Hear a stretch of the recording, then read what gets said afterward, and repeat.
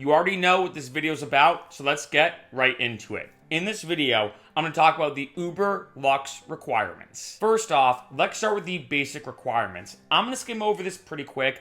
I've already done a video about the Uber requirements. Remember, Uber Lux is a tier on top of regular Uber, so all these basic requirements apply in addition to a lot more I'm going to talk about.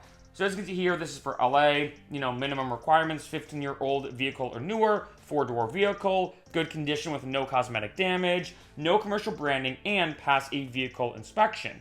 If I go to Boston, however, same thing for the most part. However, no vehicle inspection is required in Boston.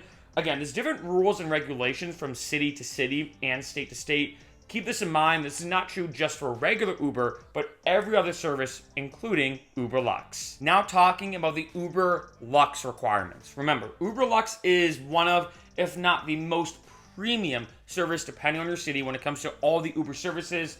So let's look at this here. As you can see, Uber Lux, this is in LA being more specific. But remember, every city has a little bit different rules and regulations, like I said. But keep in mind, for the most part, all of them kind of come down to this.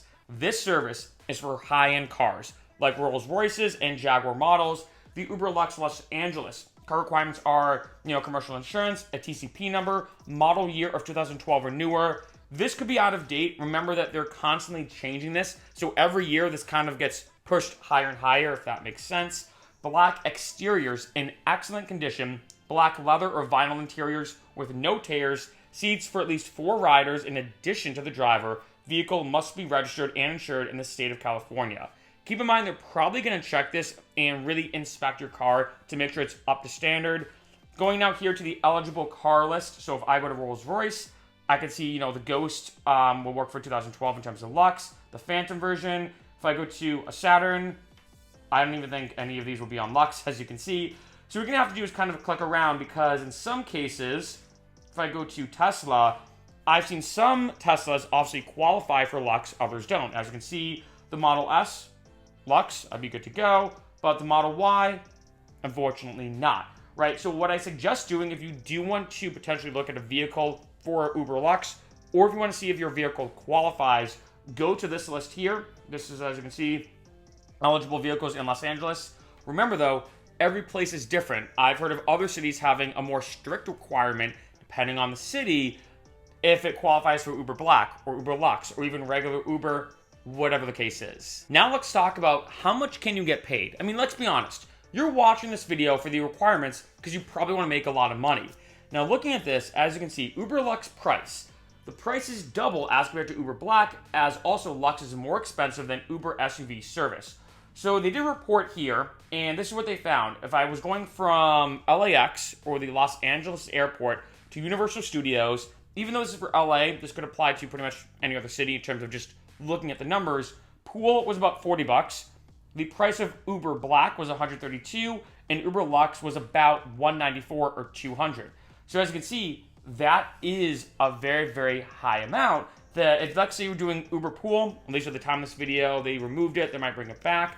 I mean, you're getting 5 times the amount that Uber Pool costs. So the rides can be more expensive, but there's a couple things to keep in mind. First off, make sure you test out the analytics. Always test the waters. I say this all the time. The main reason why is everybody's driving style is different, every city is different. There are a lot of different factors, and you'd be surprised, because if you think about it, Uber, pretty common. Uber XL, maybe a smudge less common, right? More people order regular Ubers. Then you go to then Uber Black, and then Uber Lux. As you can imagine, the amount of rides go from Uber to Uber Lux, and you have to weigh this out. I've talked to some drivers who said, oh yeah, I drive for Uber Lux or Uber Black. I get enough rides that are such high paying that I get way more money than regular Uber. I've talked to other drivers though who say, oh yeah, my car, it does qualify for Uber Lux, but I maybe get one ride, and yeah, it pays a lot of money, but it doesn't even come close to if I just stuck with Uber, because although I'm getting less paying rides, I'm getting more rides, which means I make more money overall. Again, depending on when you drive, how you drive, if you can only drive during the peak hours, if you can't, all these different factors, and of course your city itself. Here in LA, definitely gonna be a lot more Lux rides than in Boston, for example. This is something to weigh out. Maybe on a random Friday, only do Uber Lux, then on another random Friday, only do Uber. Compare, and then go from there. Another thing I want to talk about is events. I've mentioned this a couple times in other videos. I'm going to skim over this pretty quick, but overall, if there is a big event in your area, definitely do Uber Lux. If you're in Vegas, let's say there's a big UFC fight or a big boxing match, you know there's going to be a lot of luxury rides. If you're here in LA, let's say there's another big event like the Oscars, the Grammys, any flashy LA event, the Super Bowl just happened. All these different events, luxury rides will be very common. This is something to keep in mind because even if normally on a normal Friday, you're like, you know what? Yeah, my car does qualify for Uber Lux, but regular Uber just pays more because I'm getting more rides and it's more consistent. Well, hey, if let's say it's a random Friday, but there's a big event, but there's something else going on, you're going to be pretty much guaranteed to make significantly more money when it comes to Lux if you're expecting those luxury rides. And now, a huge pro tip I have to give you, and this is incredibly helpful to help you determine how much money you can make, especially in that moment, is what I like to call reverse ordering. Here's what you do. You essentially determine, okay, is it cheaper to order an Uber right now or an Uber Lux? Now, I know at first you're like, well, Mark, come on, Uber Lux. Uber Lux is always going to be more expensive.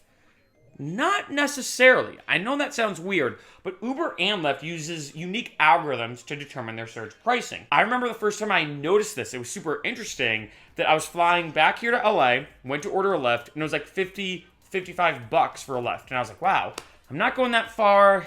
Man, these surges are high. And then I was just scrolling for fun, and I saw, wait, Lyft Lux is $30. How come regular Lyft, normal regular Lyft, is $50, but Lyft Lux is $30? Now, of course, this video specifically is about Uber Lux, but this is something to keep in mind. I've noticed that the algorithms Uber and Lyft uses in terms of determining surge pricing can be very different. Some of them apply to their normal ride-sharing services, like Uber and Lyft regular, but other times, the algorithms I've noticed can be a bit different when it comes to their luxury services. This is something to keep in mind. That, like, say if you are driving for Uber Lux, and you're trying to determine, all right, which one's going to pay more? If I were you, just wherever you are, pull up Uber and say, okay, I'm going to order an Uber from where I am to some other location. How much is it going to be for an Uber regular and an Uber Lux?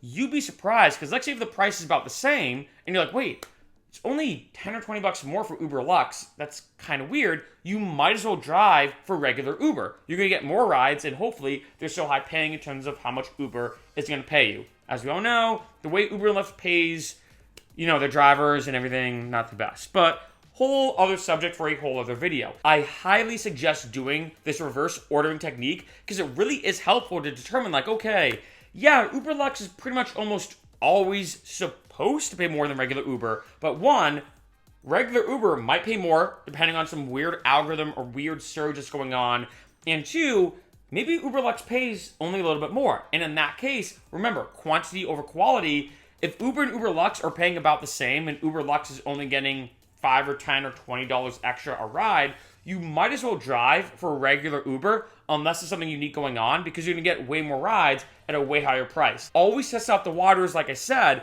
and one great way to as well is to try ordering an Uber for yourself and see what the prices are.